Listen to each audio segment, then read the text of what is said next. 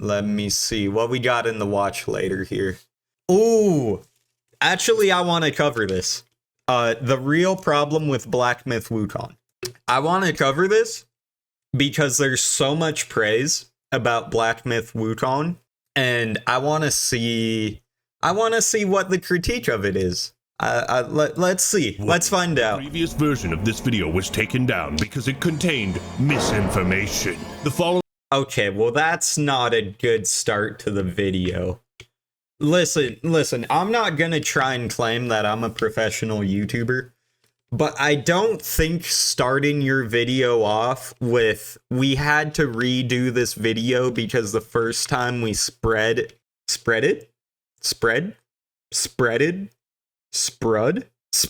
in misinformation. We're gonna go with that. Not the best way to start your video off, if I'm being completely honest. The following new version contains copious amounts of IGN articles. Hold on. What did this say? A Black Myth Wukong developer's history of sexism is complicating its journey to the West. Well, how is it complicating the journey? I don't think it's that complicated, right? You make a good game that people in the West will like, and people will buy your game. I don't think it complicates anything at all, right? I mean, look at it. As far as I know, Black Myth Wukong has done quite well in the West. So I don't really know what the hell this article would be talking about, but obviously they dealt with it, and they made it to the West, because it's here now. Proceed with extreme caution. Viewer discretion is advised. What's up, everybody? This is the Act Man here, and today it's time to reject modernity and embrace Monke. Because one of the most anticipated games of 2024 just released, Black Myth Wukong. And in just a few days, it already has overwhelmingly positive reviews on. Yeah, you want to know why it has overwhelmingly positive reviews? It's because it's a good game. Isn't that crazy how that works? You make a good game and it gets overwhelmingly positive reviews? Steam and a peak player count of 2.4 million. Black Myth Wukong has already taken the record for the second highest peak player count of any game in Steam's 20-year history. Yep. Which I think it's safe to say people are going bananas. I mean, this is some real monkey. I'll give it to him. That was a good one. That one caught me off guard. I will give it to him. Business. Literally, monkey business. And you know, I'll give it to him. Now, Donkey Kong. And let me just say. Okay, no. Listen. Donkey Kong is a national treasure. Okay? Donkey Kong isn't going anywhere. Not going anywhere.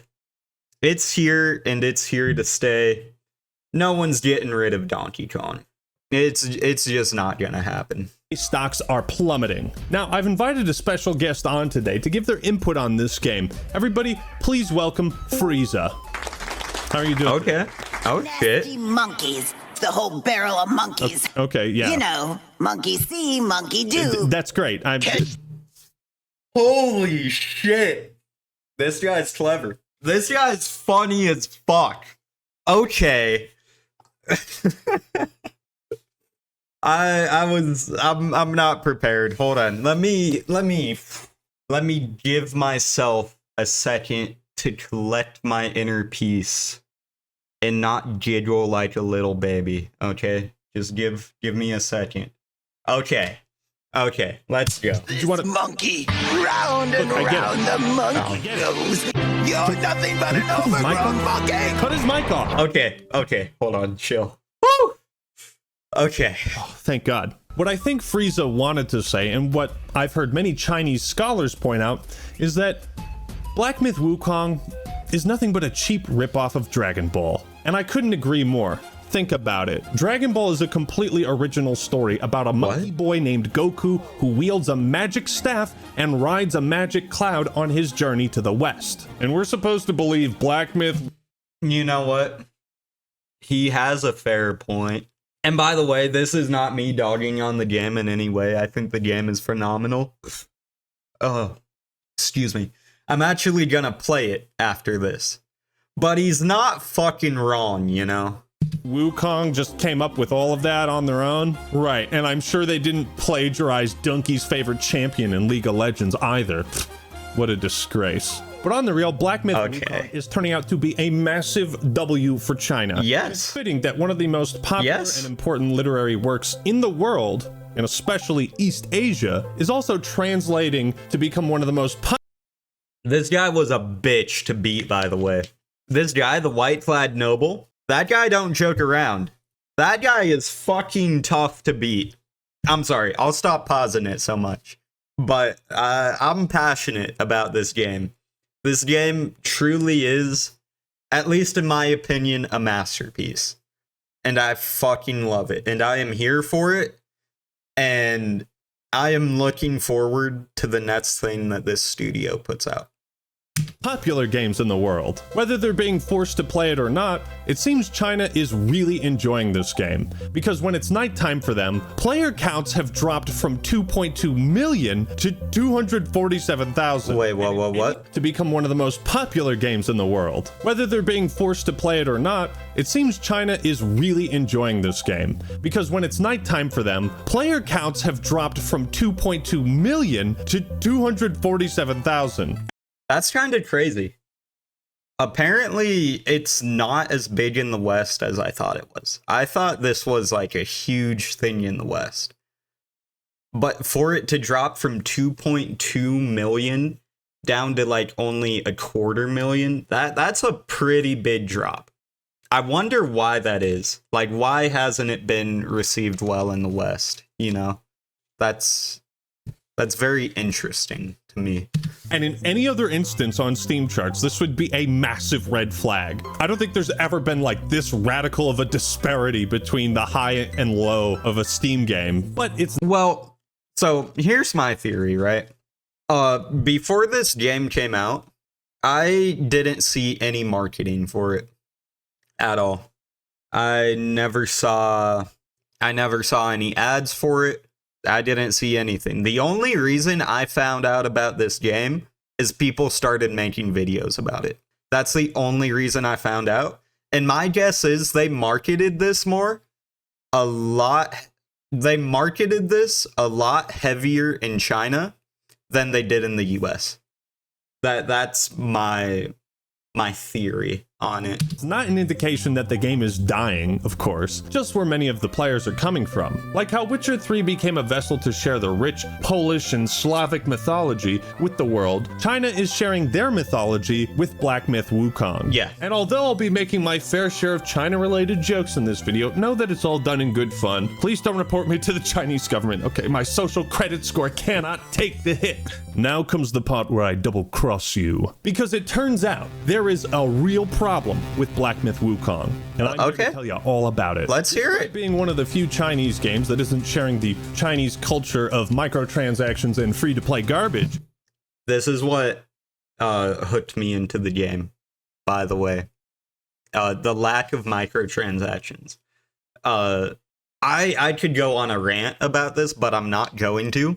But basically, I saw a game that was just marketed as a good game that you paid for once, and then after that you had it and you just had a good time. And I was like, sign me up. Because you don't see that often anymore. You really don't. You do not see very many games where they just put their heart and soul into it and they're like, here, pay $60 and all of that is yours. You don't see that often at all. And so that's what drew me into the game. Black Myth Wukong isn't diverse enough. It lacks inclusivity. According to this... Okay, hold on. I'm gonna let him talk. Screen Rant review of the game. Wait a second. Hold it! Pro, great diversity in items and mechanics. Con, lacking in inclusivity and diversity. Who published this review? I want to know who published this review. I think they need to be fired. They should be fired. I'm not gonna lie. Which one is it? You must choose! So these two could just cancel each other out and make this a 4 out of 5 review, right? Logic. It's my greatest weapon. A lot of people have really taken issue Or, with... hold on. Let me go back real quick. What were the other criticisms? Game performance is unpolished. Okay. You know what? I can't argue with that too much. Because when I was trying to boot up this game for the first time, I had it crash on me like 2 or 3 times before I was able to boot it up. But I think that is in part due to how insane the graphics are in this game. I think that's one of the big reasons. Is it's not that the game performance is unpolished necessarily. Excuse me. It's just that the graphics are so high end that you cannot play this game on a shit PC.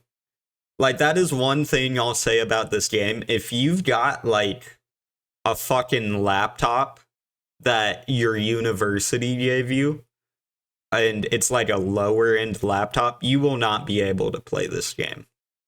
It's just too high demand. And then the other critique is gameplay becomes repetitive over time. I think that's true, but I think that's okay. And I think you could make the argument that most Souls games are like that. Okay? Because my idea of what a Souls game is goes something like this. You wake up somewhere, or you start somewhere, and then you fight a boss, right? And then you travel, you kill some minions, and then you fight a harder boss. And then you travel, and then you kill some minions, and then guess what? You fight an even harder boss. That is like the formula for these types of games. And I think that's okay, because people like it, right? Like, obviously, if we look at Elden Ring, from my knowledge, Elden Ring was very much like this. I didn't play Elden Ring myself, but to my knowledge, Elden Ring followed the exact same formula, and it won Game of the Year. So I don't think there's anything wrong with the gameplay being repetitive, because it's fun. Logic. It's my greatest weapon. A lot of people have really taken issue with this article, to the point where Screen Rant actually had to remove the name of the writer because of targeted harassment. And I'm just a... Well, the writer... I don't think that writer knows what he's talking about. I think he got lashback for his review, and he didn't want to take it. I don't think that was a good game review. I'm not gonna lie. Like, just based off of what I saw, I don't think that was a good game review. And I think, yeah, he should get lashback for it. You know? Really? Harassment in the gaming community? When has that ever happened? Now, if you're... Never. Yeah, I couldn't imagine a time where that happens, honestly. Making fun of an article you disagree with, good for you. If you're going out of your way to harass the person who wrote it, you're fucking cringe. It's making me cringe. By the way, yes, I'm going to criticize and make fun of this section of the article, and I also want to point out that the rest of it is clearly written from a perspective of an actual game critique. The entire article isn't just talking about women aren't in this monkey game, me mad. But it is worth pointing out, nuance isn't a bad thing, people. Speaking of nuance, I think the reason people are reacting so negatively to this review in particular is because it seems to be part of a broader initiative from game journalists to paint this foreign group of developers as sexist misogynists. So the writer is certainly doing themselves no favor. I don't know enough on this to speak on it, but I don't think there's a problem with having an all-male development team. Because look at it this way. Do you think if the development team for Black Myth Wukong was all female, that anyone would say anything? No one would be criticizing this company if it was an all-female development team. No one. Not a single person. And I think, honestly, if it was an all-female development team, it would get more praise. But I don't know the exact specifics of the company, so I can't speak on this too much. But that's just, like, from my baseline knowledge. That's my opinion on this.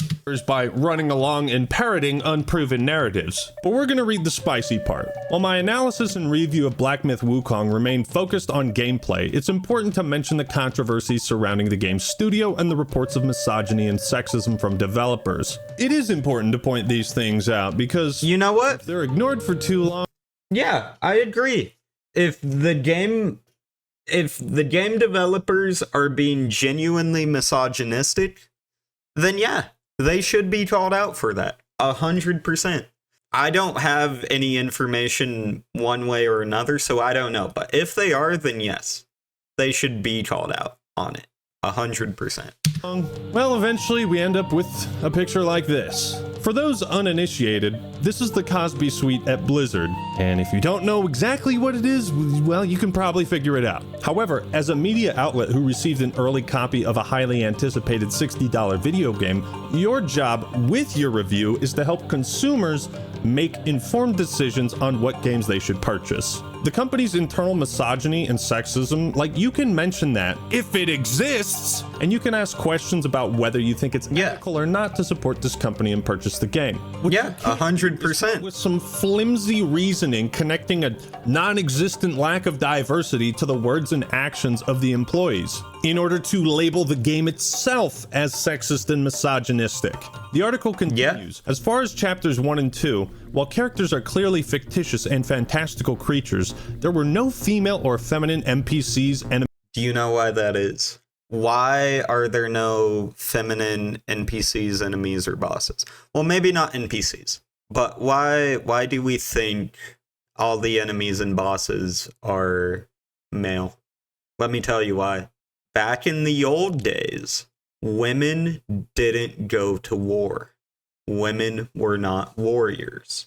And that's not me being misogynistic. That's just how it fucking was. This isn't the game being misogynistic. This is the game being historically accurate. And there's a big difference. There's a big difference. Enemies or bosses present. That's right, fellas. Can you believe this giant blue homunculus doesn't have a vagina? Say it ain't so. That guy's hard as hell, by the way. I snuck past that guy. I tried to kill him probably 30 times, and I ended up just sneaking past him. I'll go back and kill him eventually, but that guy's no joke. That guy is hard to kill. Whoa, whoa. Wait a minute. As far as the first 2 chapters, you know what? Maybe I was wrong giving this article the benefit of the doubt, because what the fuck is that nonsense? So you're taking points off of this review because of a lack of diversity and inclusivity only in the first 2 chapters. I'm retarded? Believe it or not, I mean, yeah. Female characters in Black Myth Wukong. They're just not in the first 2 chapters. Can you believe that? What a horrendous thing this game company has done. How dare you not be inclusive in every single chapter of your game? How dare you not think of that? How dare you? It's unbelievable. It is unbelievable. They should be ashamed. They should be ashamed. 7 out of 10, too many monkeys. Do you need a constant barrage of female and token characters to classify a game as diverse? And if it doesn't, then you dock points for that? Would it soothe your angered spirits? Apparently, yeah. Apparently.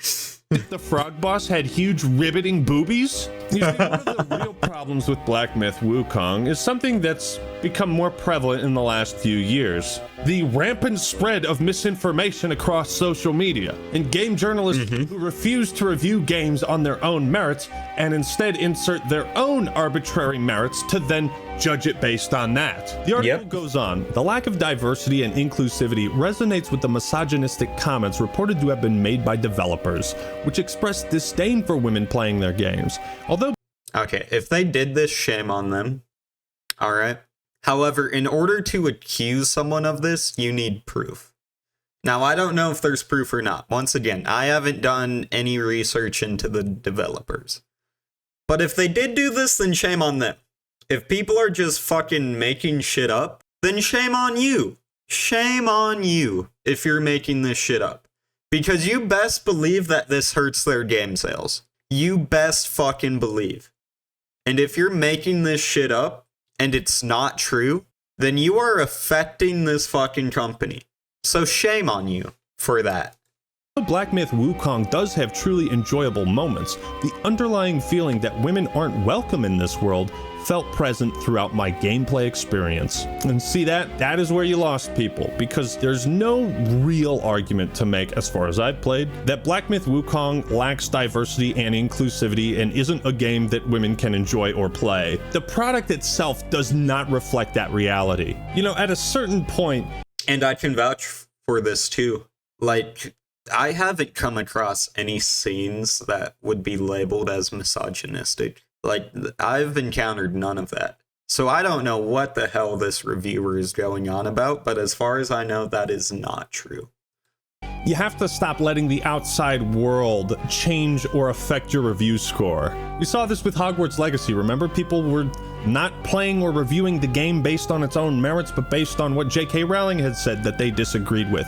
And to be quite honest, I'm still disappointed that Hogwarts Legacy wasn't about keeping those uppity Jews in their place. But life goes on. What?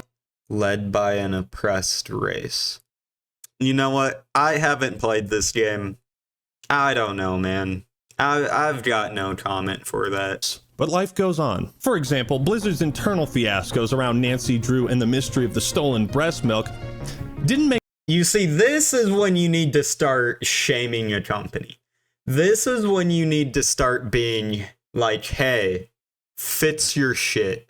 Okay? This right here, this is a true indicator of problems in the workplace. This. Okay? This is what we need to be focusing on. This is the real problem here. Okay? This is bad. This is really bad. This is what people need to be talking about right here. Make Overwatch 2 any worse of a game. It was already dog shit to begin with, so the grave much deeper. But any self-respecting game critic would not lower their review score of Overwatch 2 the game based on the internal drama at Blizzard the company. And you shouldn't. But unless you can point to these internal issues with a studio and its culture and its workplace environment and tie that to some kind of negative impact on the game, the final product, then that shouldn't affect your review of the product. Correct. Because the truth is that most consumers just want to keep consuming. But I was curious about the claims of sexism and misogyny, and I wanted to investigate these claims to see if they had any merit behind them. Okay, and I stumbled upon this lengthy IGN article from a year ago. Game Science is the studio behind Black Myth Wukong, and there was a post from one of the co-founders where back in 2020 he shared his thoughts after watching the pre-alpha trailer for Black Myth Wukong. Now I don't speak or read Chinese, so I'm going to take IGN's word that these are accurate translations of the developer's comments. After all, I wouldn't do that. If I'm being completely honest, I wouldn't do that. Not to say that I'm calling IGN's reputation or their credibility into question, but just get like first-hand verification. You know what I mean? IGN is one of the largest gaming news outlets in the world, and they are held to a high journalistic standard to accurately portray the truth and go about writing articles such as these in good faith. You stupid. Okay. So there's certainly no way they could get away with posting misinformation. In today's society, misinformation fool unsuspecting gamers like me who might be willing to give them the benefit of the doubt. And look at that, there's no editor's note, so no corrections needed. What I'm about to read is factual and accurate. It's not. But we're gonna read it anyway for the memes. Now keep in mind, this is what IGN thought one of the co-founders of Game Science said. I want to expand my circle and hire more people. Get licked until I can't get an erection. That took a wild ass turn. Yeah, you know what? I'm gonna say it. I don't think that's an accurate translation. I'm not gonna lie, guys. I don't think that's an accurate translation. You what? Ladies and gentlemen, I don't think I've read a better epitaph. Do you love both of these things at the same time? Crass jokes aside, he describes his disappointment in the trailer. Rough decisions were made. The sound was terribly disjointed. The frame rates of 100,000 heavenly soldiers have dropped so hard that they have caused PTSD. I know you just happen to be a little depressed. It is my honor to provide you with some comfort in the lower half of your body. Now, fellas, let's be real for a moment. If you have a girlfriend or a wife, I want you to show them these quotes and ask them if they'd feel comfortable doing a one-on-one job interview with this for a moment. Okay, If you, have you know a what? girlfriend Hold or a on. wife, We're gonna do this. show them these quotes. We're gonna do this. We're gonna do this right now. I am going to send this to my girlfriend, and we're gonna see. Now, how long this will take? I don't know. How quick she's gonna respond to me. But we're gonna see. Hold on. I'm gonna move the mic real quick. Can I not do that? Is that not a thing? Why is that not a thing, YouTube? You know what? You think you're gonna fool me? You think I don't know how to get around you, YouTube? Yeah. Oh, trust me, I know how to get around you, YouTube. Or wife quote. Okay, we got it. I mean, I already know what the answer's gonna be, right? But just for the meme, we're gonna do it. Doing one-on-one interview. Okay. First-hand verification, baby. This is how you do it right here. This is how you do it. Okay. And ask them if they'd feel comfortable doing a one-on-one job interview with this guy. If you are getting up to ask your significant other this question, then you have failed the test, because the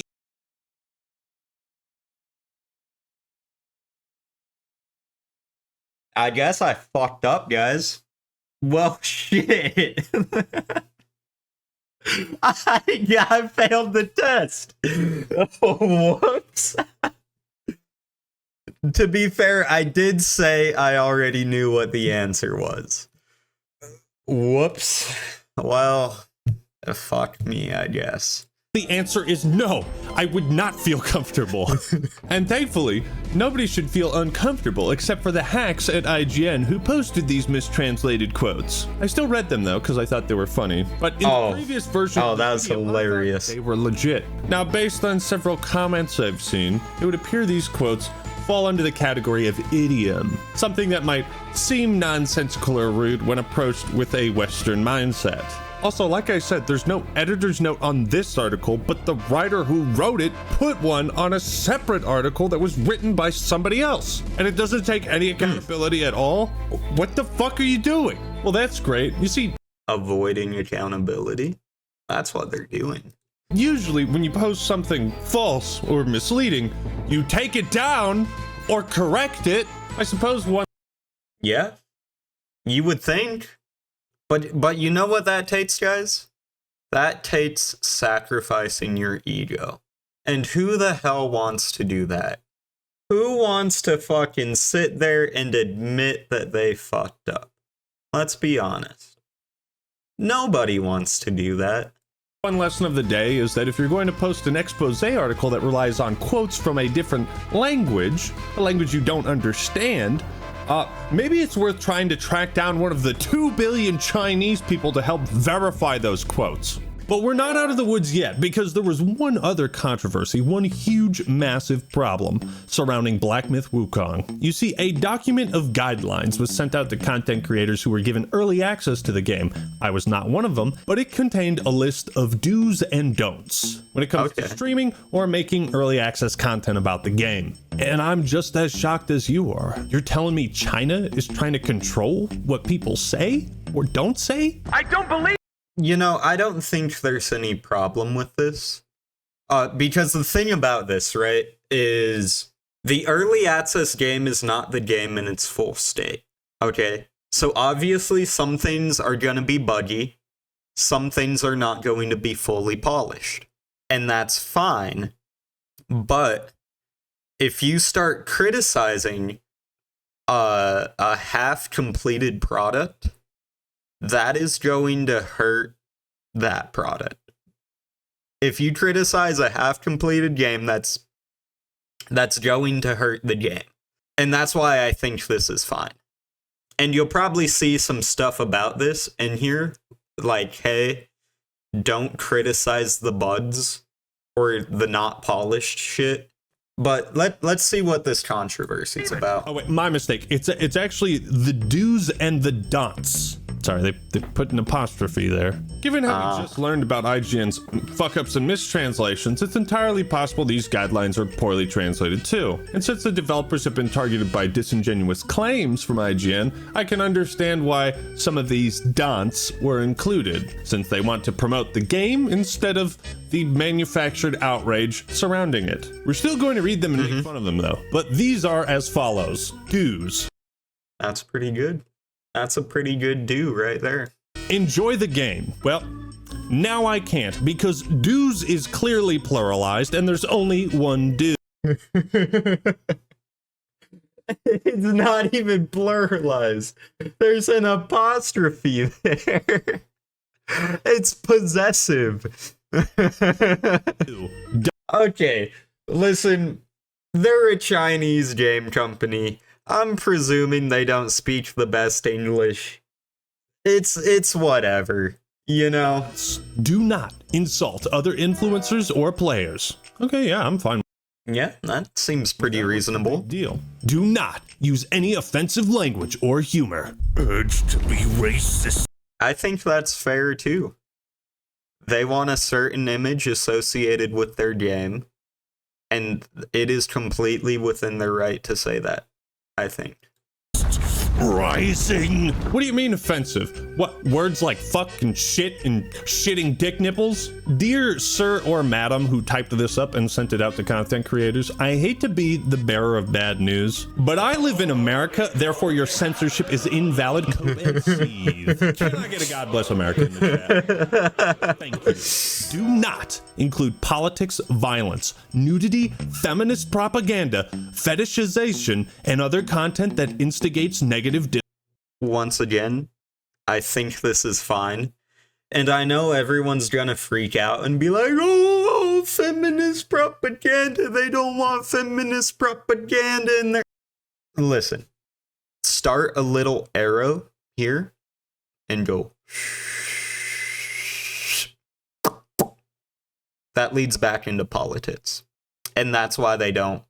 That's why they don't want feminist propaganda in there, because in today's society, movements like this are so closely tied in with politics, and that's why they don't want it included in there, which once again I think completely within their right. Like, if I ever cover politics on my channel, I am going to try to remain as neutral and unbiased as possible. And the reason for that is not because I don't want to offend anyone, but it's because I did not start this stream, and I did not start my other social medias to try to politically influence anyone. And I presume this game is the same way. Like, it's a game. It's meant for you to be able to come back from work, chill out, and enjoy yourself. And if there's one thing that makes people not chill out and not enjoy themselves, it's politics. And this company doesn't want to be associated with that, and I think this is actually a good call. Discourse. Well, I don't know about you guys, but this year I'm definitely voting for Obama. I think he's really gonna build the wall this time. Did you happen to catch that clip of the guy who got killed by a 1,000-ton anvil? It just splattered him all over the pavement. It was crazy. Oh yeah, do you guys know of any porn websites that are like more pro-feminist or take a more pro-feminist approach? I've really tried taking it upon myself to stop manspreading and, you know, be an ally. But then again, I could just Rule 34 my favorite character I like to jork it to, the covetous demon. And with that all said, ladies and gentlemen, I gotta be honest, I really don't like Black Myth Wukong. I'm proud of myself for hitting all of those. Oh, and here's the big one. Do not use trigger words such as quarantine or isolation or... Yeah, I think that one might have came directly from the Chinese government, I'm not gonna lie. That one probably came directly from the Chinese government. I'm gonna keep it 100. I'm a real guy. Listen, when there's not a problem, there's not a problem. And I'm not saying this is a problem. The Chinese government can do whatever they want within their own country, right? It's not my place to tell them what they can or can't do. And honestly, even if I did, they would not listen to me or give a fuck in the slightest. So it is not my place to say that this is a problem. But I'm a real guy, okay? This came from the Chinese government. COVID-19. I'm gonna say it. I can't help myself. I have to say it. I'm gonna say it. I'm gonna say it. Looks like the Tiananmen Square massacre and Winnie the Pooh are back on the menu, boys. On a more serious note, I have to ask, in what context would COVID-19 come up in a Black Myth Wukong review? Hey Lois, this Black Myth Wukong game is freaking sweet. It reminds me of the time I spent 2 weeks in quarantine and isolation during the COVID-19 pandemic. I think stuff like this just invokes the Streisand effect, especially with Americans. Like, if you tell us not to do something, we're gonna want to do it twice as much. Hey, Act-Man, don't review Red Dead Redemption 2. Fucking bet. And finally, do not discuss content related to China's game industry policies, opinions, news, etc. Well, folks, it's been fun getting blacklisted from all of China. As Sergeant Johnson once said, send me out with a bang. And I think this was a bang. But now that I'm done making my jokes, let me give you my first impressions of Black Myth Wukong. That's right, yeah, we're actually going to talk about the gameplay now. And you know what he's gonna say? He's gonna say it's a great fucking game. Watch. Just watch. It's been described as a Souls-like, but it'd be more accurate to call it a Sekiro-like, because it focuses solely on one weapon type. But to compensate, they give the player a variety of supplementary skills, transformations, and power-ups, so that you don't feel like this one weapon is all that you have. Now, I've only played a few hours, but I've gotten that itch to, like, not work on this video and instead play more of it, which is always a good sign because I got ADHD and boy do I get distracted. This sort of action-adventure style game with RPG mechanics and stat increases sprinkled throughout is going to be instantly familiar. The mechanics themselves are not particularly challenging to get accustomed to, which is nice. It kind of tears down the barrier for entry, and it keeps the pace of the game moving along nicely. Then the first 2 hours, I think I fought like 5 or 6 bosses, and they've all been fun, decently challenging, and not like a I want to throw my controller and break my arm again kind of frustrating. The bosses I've seen so far are very creative. There's a giant wolf, and it jumps around on the rooftops and buildings, and I always think it's cool when the environment becomes part of the fight, where it doesn't feel like you're just static in a flat environment. That is true. This is true, and this is something I think they did very well with Black Myth Wukong. So going back to, like, the White Flag Noble, that scene takes place in, like, I'm not sure if it be correct to call it a lake, or what exactly to call it. But it's like a swamp region, right? And the water is part of the fight. That water will fuck you up when he uses it. It is a legitimate fucking concern that you have in that fight. And like with this one, he's like climbing on top of the buildings, right? And he's fucking clambering around, and it's really cool.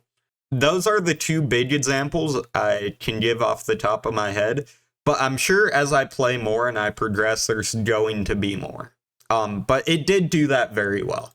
And nothing changes. As far as I've played, there's been a pretty substantial amount of variety with the bosses and enemies, and it keeps the game refreshing. But my favorite thing about Black Myth Wukong, it's a martial artist kind of thing. We now have 2 incredible staff wielders in video games. Keelik has been carrying the torch for far too long. Seriously though, the staff, as basic of a weapon as it might appear, is actually one of the weapons that has endless possibilities in terms of creative movesets. And that is 100% here in Black Myth Wukong, which as a martial artist who is trained with this weapon, I can deeply appreciate that. You know, with Sekiro we had the katana, and now we have the staff. And I think both of these games prove that the Souls-like genre can be focused on one singular weapon and just 100% moves and upgrades and different skills to it. Not only are a lot of the moves authentic, as in like this is stuff you would actually do if you were fighting someone with a staff, but the moveset is enhanced with the more fantastical elements of the setting, which by the way is absolutely gorgeous. I haven't seen graphics this good since I played Donkey Kong Country at Mel Gibson's. Disregarding that, yeah, and this is why you can't play it on a shit PC. because the graphics are genuinely very good. House. For all the jokes and shit posting I've been doing, I really think this is an environment, a setting, and a type of culture a lot of American and Western audiences haven't really been immersed in before. And let me just tell you, game science, they make a fucking statement. In combat, you can swap between different stances to do things like power pull extend, which lets you hop on the pole, avoid ground attacks before countering with your own. That's a pretty cool mechanic, and I'm excited to unlock more abilities and see what kind of crazy combos I can put together. And that's a good instinct in my brain when I'm like, I'm excited to play more of this. I wish I didn't have a job. The coolest part of Wukong is that, yes, you can transform into a frog. Oh, excuse me. Pack it up, boys. It's all downhill from here. The transformations are really cool. I've only unlocked 2 of them. And you get new moves. You can even upgrade these transformations to unlock new abilities. The music also changes when you transform. Like, it's a vibe, dude. I fuck with this energy. You can freeze enemies in their tracks, rack up damage with quick attacks before finishing off your combo with a hard-hitting power attack. Wukong can summon his classic afterimage clones. So in conclusion, as far as first impressions go, pretty dang good. The game is $60, and that might be a bit steep for some people. There's no guarantee if it'll go on sale, though it is. I would much rather pay $60 once than put thousands of dollars into a pay-to-win game.